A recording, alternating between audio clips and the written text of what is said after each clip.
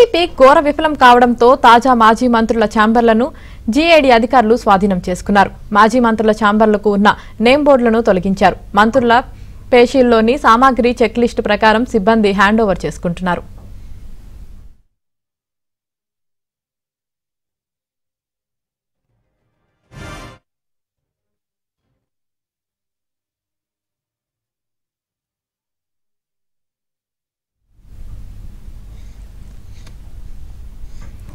YCP ఘోర విఫలం కావడంతో తాజా మాజీ మంత్రుల ఛాంబర్లను జీఏడీ అధికారులు స్వాధీనం చేసుకున్నారు.